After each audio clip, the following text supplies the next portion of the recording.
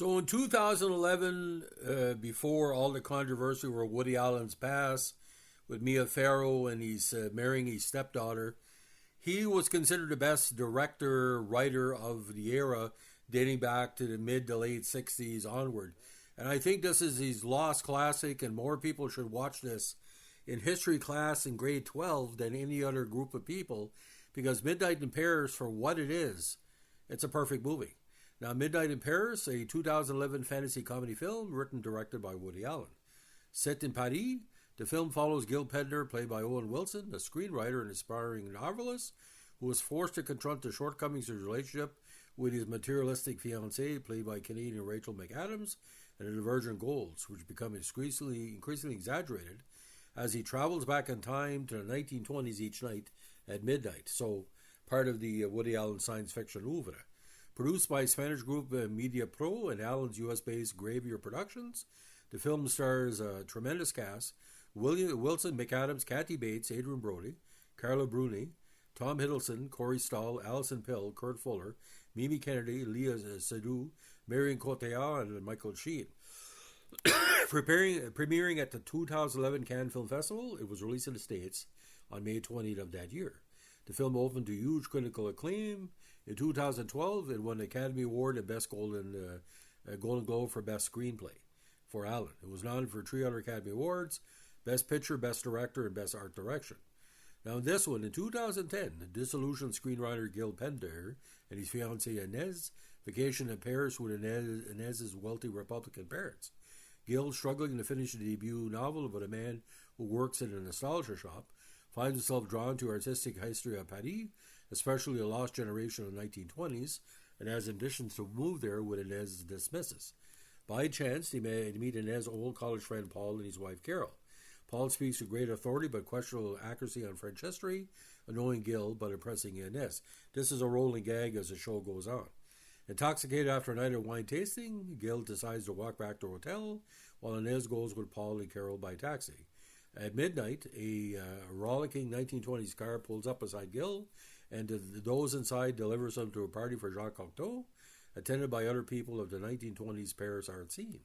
Zelda Fitzgerald, bored, encourages her husband Scott and Gil to leave with her after they make their introductions. Zelda Fitzgerald is very beautiful, very luminous, and the way she gets everything going. They eventually head to a cafe where they run into Ernest Hemingway and Jean Belmonte. After Zelda and Scott leave, Jill and Hemingway discuss writing, and Hemingway offers to show Gil's novel to Gertrude Stein. As Gil leaves to fetch his manuscript, he returns to 2010, only to find a laundromat in the cafe's location. The next night, Gil tries to repeat the experience, this time bringing Inez, but she returns to the hotel before midnight. Returning to the 1920s, he accompanies Hemingway to visit Gertrude Stein, who is currently critiquing Pablo Picasso's new painting of his lover, Adriana. Jill becomes drawn to Adriana, a costume designer who also had short affairs with Emilio Magliani and George Braque. Having heard the first line of Jill's novel, Adriana praises it and loves it, and admits she has always longed for the past.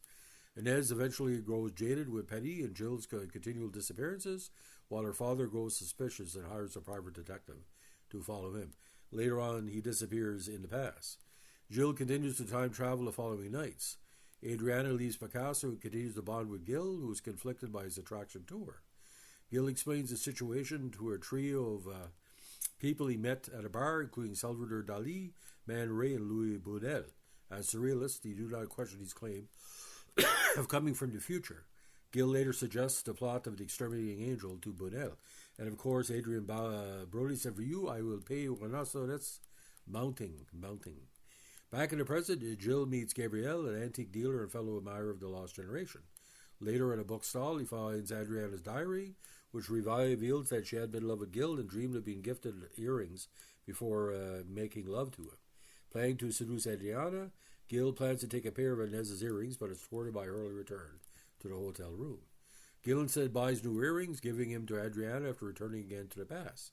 Later, a horse-drawn carriage appears and transfers them back to the Belle Epoque, an area Adriana considers Paris' golden age. They eventually go to the Moulin Rouge, where they meet heading to Toulouse-Lautrec, Paul Gauguin, and Edgar Degas, who all agreed that Paris' best area was the Renaissance. Adrienne is offered a job designing ballet costumes. Thrilled, she proposes to Gil that he stay, but he, observing the unhappiness of Adrienne and the other artists, realizes that chasing nostalgia is fruitless because the present is always a little unsatisfying. Adriana decides to stay and they part ways.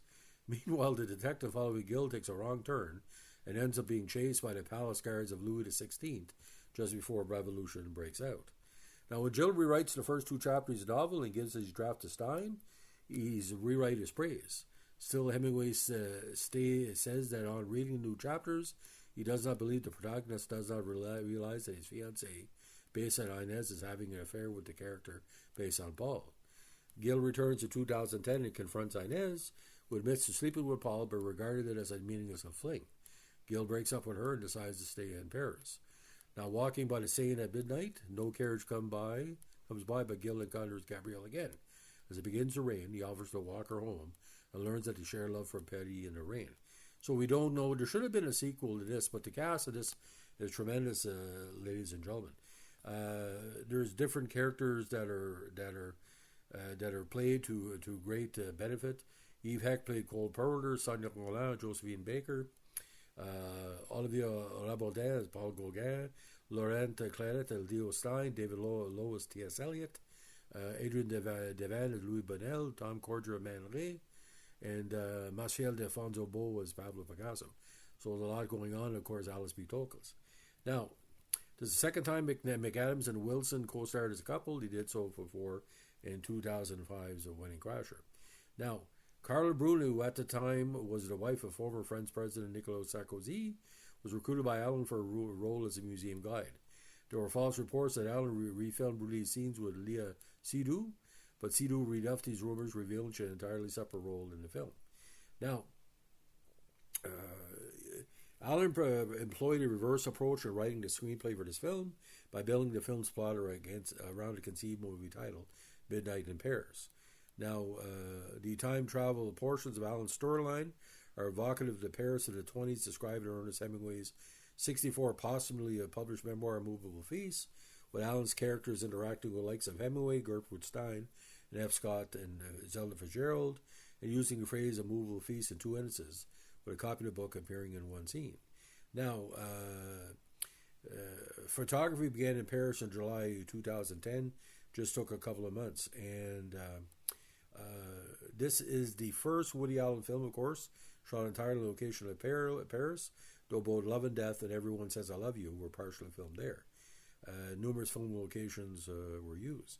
Now, the film was released at Cannes and spread out quite well, but it was a worldwide hit with $151 million on the $17 million budget. Now, on Rotten Tomatoes, is based 93% on 225 reviews. Now, this was Woody Allen's 41st film, and to many it was one of his best. Richard Roper called it a wonderful film. Now, it was comparable to Purple Rose of Cairo, but this was a lot better.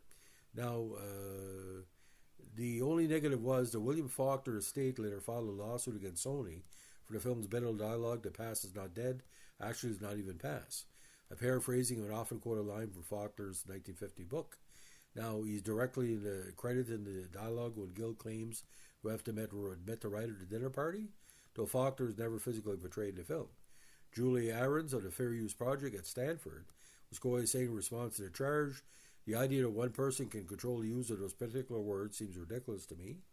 Any kind of literary illusion is ordinarily celebrated," and it was eventually dismissed.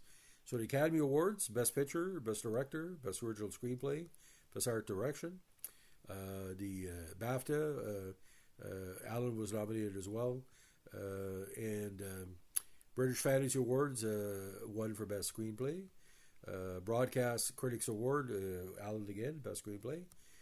Golden Globes, the 4 nominations: Motion Picture, Musical Comedy, Director, Actor. Actually, Owen Wilson got nominated under Comedy Musical, and Best Screenplay, and won a Grammy for Best Compilation Soundtrack for Visual Media. And SAGs as well, Outstanding Performance by a Cast, who was nominated. The soundtrack was released in Christmas 2011. The only negative about the movie is the what he called the right-wing bullshit Rachel McAdams' appearances, the in-laws, they're going about the negativity. But this movie, ladies and gentlemen, it's a good couples movie, and I think it's get an old-fashioned movie theater in the States or Canada and ask the person to do you a favor to show this on a 7 o'clock on a Sunday, so you can, when it ends, you can walk home in the dark and the rain. So pick a day where it's going to rain, like Hamilton, Batters, Toronto, Victoria, whatever, and walk home in the rain with your beloved. This is a very romantic movie, and like I can say this, I wish I had a woman to share it with right now. I'm kind of been in a funk with that because, like anything else, the love of my life doesn't exist anymore. But if I did, I would want to take a walk in the rain with her after watching Midnight in Paris and talk about writing. So, ladies and gentlemen, if you like what you're doing here with our Screenshots podcast, let us know with a like, comment, subscribe, and share.